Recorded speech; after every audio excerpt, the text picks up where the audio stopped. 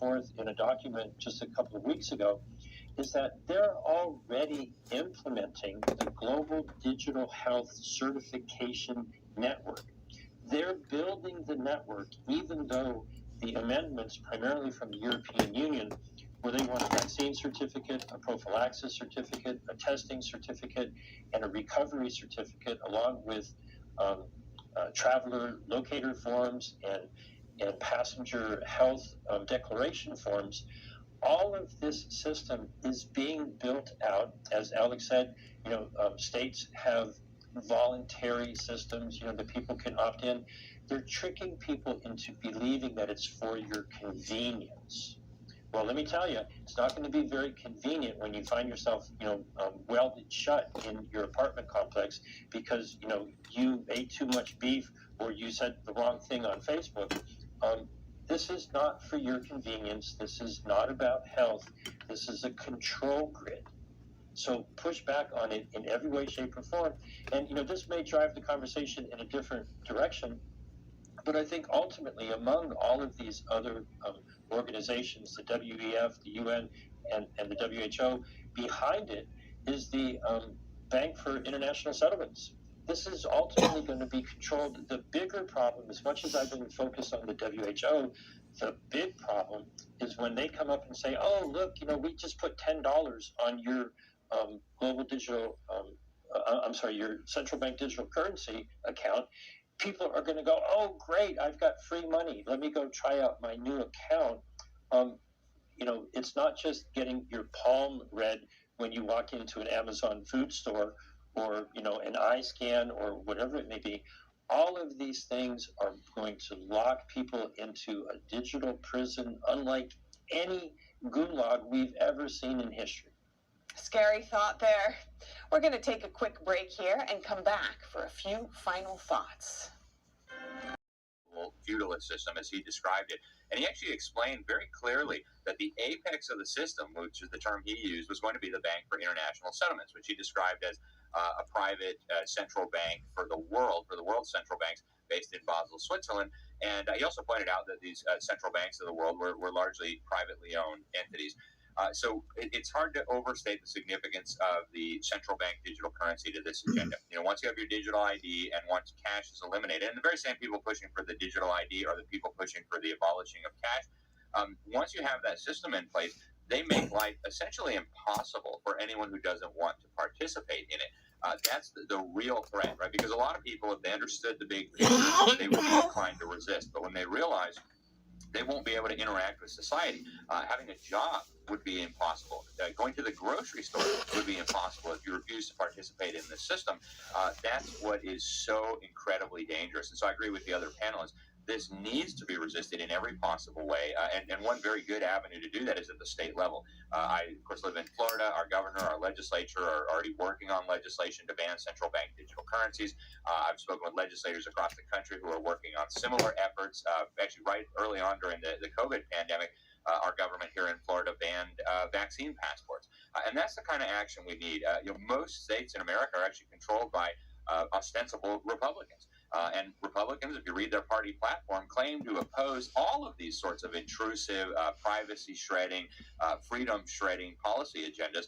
So what needs to happen then here is for these Republican politicians, who of course are supposed to be loyal to the Constitution of the United States, the Constitution of their state, and also their party platform, all they need to do is fulfill what they have already pledged to do, and this agenda is stopped in its tracks. If the WEF was a nation, and they were infiltrating our governments the way the WEF is proudly doing, we would see it as an act of war.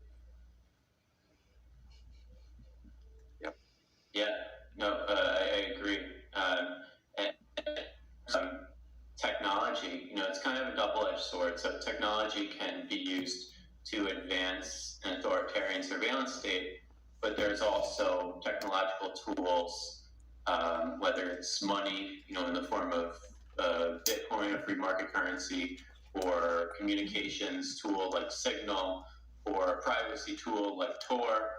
I still have several reasons to believe that just as these enormously powerful institutions are creating censorship tools, firewalls, there's also the opposite side of things, and that's the reason that I'm optimistic about the future still is that while this totalitarian hellscape is very much possible, it's also possible that the tools will be developed to fight against these these feudalist madmen that are trying to enslave us in perpetuity. So we'll see how it goes, but I remain optimistic about the future because of the technological innovation that can keep us, our conversations private, secure, and our freedom intact.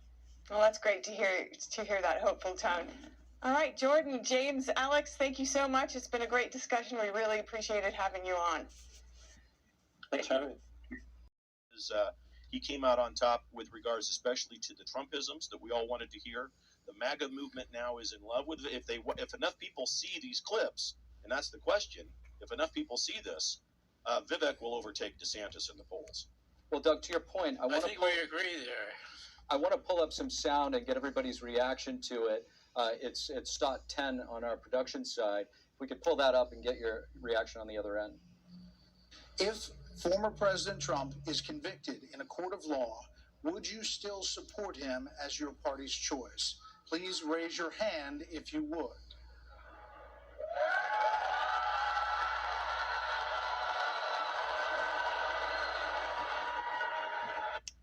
Carrie, some might argue that was the most significant moment of the night. What's your take?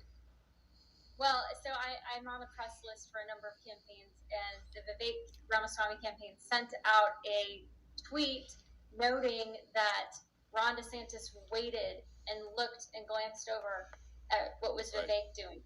And it was only after Vivek raised his hand that Ron raised his hand, which is so telling in terms of how Ron runs his life these days. What's interesting is that I like Ron, and I feel like he's not the presidential candidate that he's been as a governor. I mean, he seems like he's a follower as a presidential candidate, even though I just love him as a governor, where he's been a leader in Florida. Roger, I haven't had a chance to check Truth Social, but I have a feeling the former president's going to have something to say about that one. He will. Yeah, no, I don't know if he's going to comment very much on this debate, actually, because it wasn't all that consequential. I think he's, I don't like him beating up on DeSantis that much because I think it's like beating a dead horse. When you're so far ahead, why doesn't he just concentrate on Biden and the awful things that the Republican administration has been doing? I mean, that's what we need to hear from him more than, whether DeSantis is sanctimonious or whatever, epithet he's hurling. Well, you know what? He actually is doing that. Trump is actually. He's getting more of that way. Well, and if I read correctly, he's actually started a large, substantial advertising by attacking Joe Biden specifically. So I think he is already starting to pivot. And I did watch I went back and forth during the commercial breaks and watched the Twitter and the debate. And he hit Biden a lot. He hit Harris a lot as well. So I think he's already kind of pivoting in that direction. Doug, does that moment kind of sum up DeSantis's night, just sort of the reluctance to jump in? It does. Unfortunately, Gary it's right on the head. Yeah, it's very Sorry, bad. Doug, go ahead. Yeah, Kerry hit it right on the head. You saw DeSantis look. Everyone to Vivek's right, as you're looking at everybody to his right, kind of, especially Ron. Look, what am I supposed? Oh, well, I guess if Vivek's raising his hand, I'd better do it too. And Vivek went right up, no question, no doubt in his mind. He would support President Trump. You know what Vivek handled beautifully today? The idea that he's 38. He made me. I'm twice his age. Although I have played tennis with him, so that's called hanging in there. But he made clear something that I think a lot of people respond to, that we need new people. We really need new people.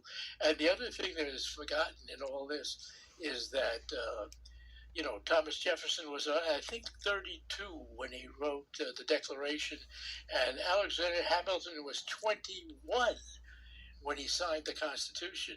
So, we have a geezer world by compared to our founders. Well, you know what was so interesting? So I'm a part of the millennial generation. I'm a grandma millennial. I joke I'm on the older end, but to see the contrast between Mike Pence and Vivek was, I think, the most fascinating dynamic for me of the night, because it really was this generational struggle. Because Mike Pence was talking about Ronald Reagan, and Vivek was like, "You need a new slogan." He's like, "You have to be more realistic. That we have a mental health crisis in this country.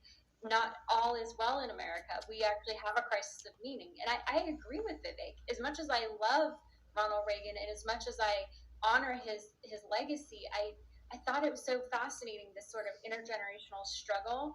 And I personally came on the side of Vivek, that it is true, like the things that Vivek says about we have a crisis of meaning in this country, that so many young people today, even compared to when their parents were my age and younger, they are far more secular.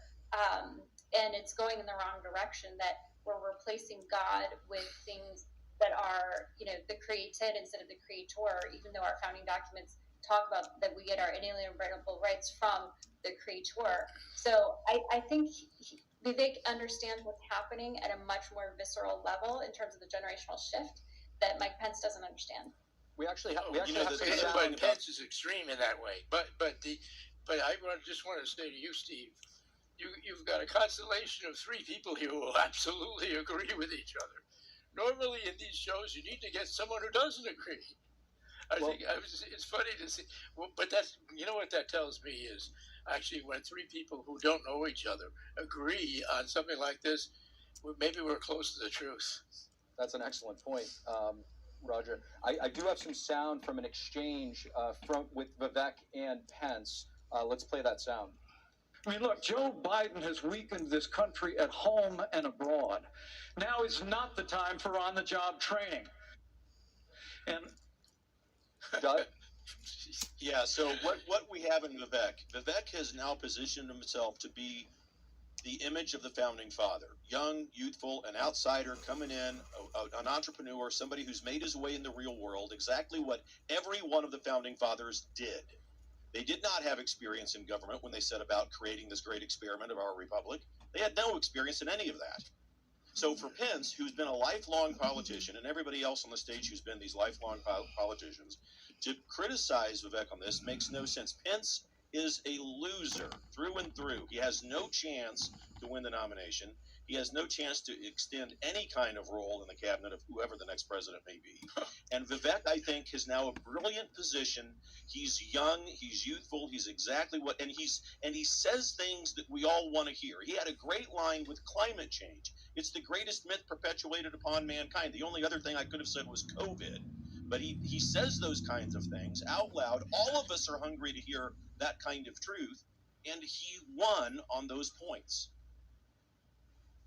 Yeah, my only complaint with the climate change thing, which I well know his view on it because I share it, is that I wish he had more time to tell it more clearly and loudly to the audience, because I think that's one of the things that the world really needs to hear, because it's probably the original hoax before all these other hoaxes.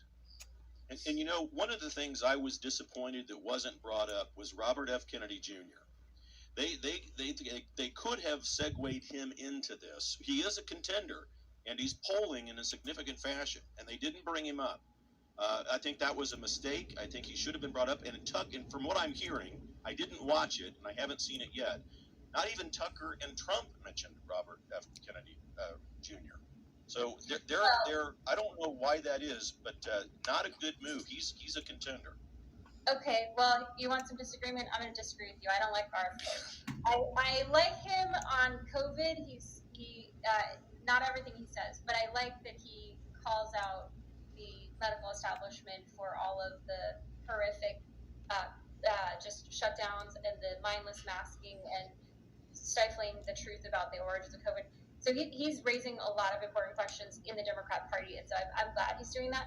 But the thing is, like on abortion, for example, he said something pro-life, but then his taskmasters were like, "Oh no, I didn't mean to say that," and then he completely reversed course to say completely being pro-abortion. And then economically, he's sort of like your traditional big government Democrat, and we just don't need that. Like we're it's more than 30 trillion. No. Wait a minute. So I don't think you No, have to he's like not a him. big I'm not saying that I like you're him. right- I'm not you're saying right that I on like him. abortion. I'm just saying they didn't bring him up. They didn't bring him up, and it's a mistake not to bring him up. Robert F. Kennedy I agree Jr. with- is the last. He's the last of the true Democrats. Every other Democrat in the elected class, and this is important to realize for everybody, every Democrat who's in the elected position that they're not Democrats anymore. They've combined communism and socialism. They are the Communist Socialist Party. They're not pro-America. They're not pro-life. They are absolutely, abjectly opposed to the great republic that we have. Robert So F. I Kennedy want to is bring the us. I just want to last bring of us the true back. Democrats. I just want to bring us back to the debate for a moment. There were some other significant moments tonight.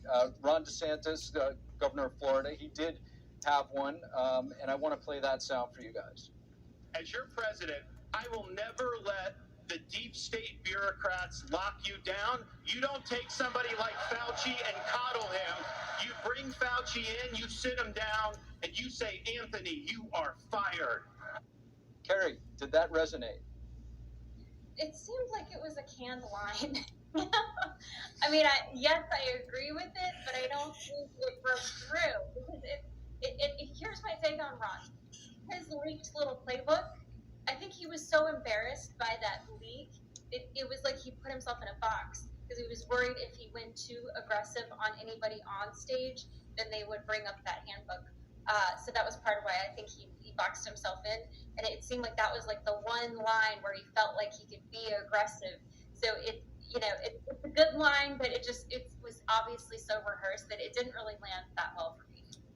You ripped it off from The Apprentice. You can't make a strong, unique, original point by ripping off a line from The Apprentice and saying you're fired. In any case, I think it's old news. We've known for a long time that Fauci had to go. And speaking of that, of course, Bobby Kennedy deserves a lot more credit than anybody for that because his book on Fauci is magnificent. The other thing that I would disagree with Kerry about is that he is not really a traditional Democrat on some of these things, and he's extremely good. Because I did interview him for 5 hours. He is very good on the CIA because he really believes the CIA killed his uncle. And I will tell you something. I used to not believe that, but given the way the world has turned in the last few years, I have to tell my old friend Oliver Stone I forgive him because I think he was right.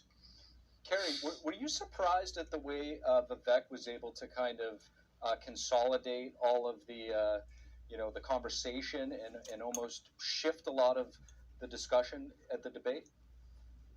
No, I wasn't surprised at all. In fact, full disclosure, I actually put money on Vivek on predictive markets about a month ago. So I like him a lot, and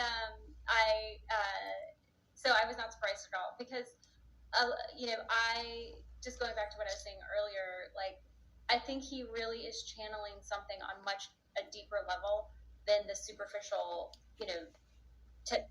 politics. He's tapping into the deep societal loss and yearning that my generation and Gen Z is feeling. And so I think because he understands how deep it is, that's how he's able to pull it, because he speaks with such weight. And all of the other people on stage are career politicians. He's the only one who's not, and that's why I find it so refreshing. I think that's why he's so original. He's what Peter Thiel would call a 0 to 1 play. So he has this amazing book called 0 to 1, which is a 0 to 1 is a truly original person. Most companies are replicating an idea from a 1 to many. And so everybody else on stage was a 1 to many. Vivek is a 0 to 1. Doug, Vivek that actually, book too. he had a pretty powerful moment. I want to play it. We'll get your reaction on the other side, Doug. All right. Let us be honest as Republicans. I'm the only person on the stage who isn't bought and paid for, so I can say this. The climate change agenda is a hoax. When he basically said that he was the only one on the stage that wasn't bought and paid for, it set the tone for a while and opened it up to other one-liners. Well, you know Yeah, what? it You did. know what's interesting about that? There's something I've been thinking about for a long time and actually written about. We were in a terrible situation and a good situation for Vivek and for Trump. Nobody trusts politicians who can't support themselves in their campaigns, because that's what he's saying effectively. That everyone else has to rely on some PAC or other and some rich people who have something that they want out of them. And Trump, presumably, and Vivek, presumably, could do it on their own cash, so they can say whatever they want. Doug? Yeah, Vivek, he's right, of course. In some semblance, everyone on that stage, because they're politicians, because they've accepted money they are bought and sold. Ron DeSantis, I liked Ron DeSantis. Early on, I had this dream that DeSantis and Trump would be an invincible team. Trump president, DeSantis VP. But as soon as DeSantis began having lunches and dinners with Dominion people, that all shattered. He is bought and sold. He's bought and sold. Vivek is not. And he has this image. I agree with what Kerry said earlier. For the Gen Z, the millennials, he won the night for those kids. I mean, he talks just like them. And it set the stage to go in. I don't know if it was before or after, Steve, but the debate went into Ukraine and Russia. Vivek won that portion of it. And Nikki Haley was ranting and raving about it and saying that he was Vivek was exactly right. Zelensky is not our friend. Putin, the only adult in the room over there. And Vivek called that out. Kerry, I know Vivek might say otherwise, but is he running for VP? I was talking about if he was offered the job, would he turn it down?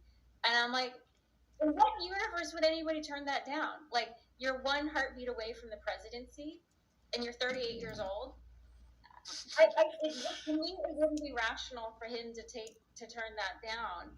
I mean, maybe. Well, in that case, he might be learning how to be a politician. I forgot there was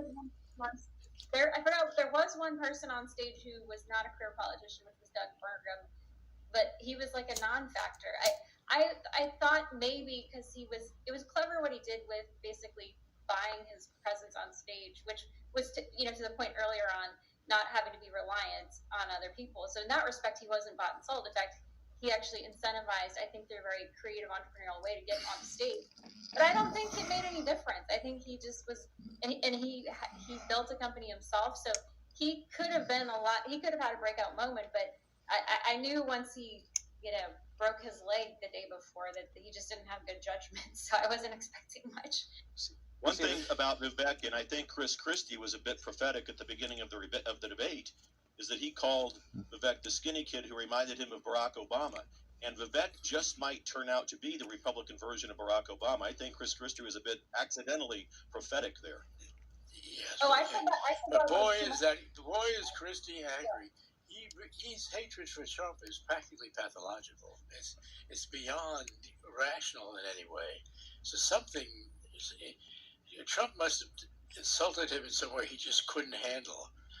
The other thing about Christie, I'm not supposed to say, but he certainly doesn't look like a guy who had bariatric surgery, but he did. So it's a hard thing to put together.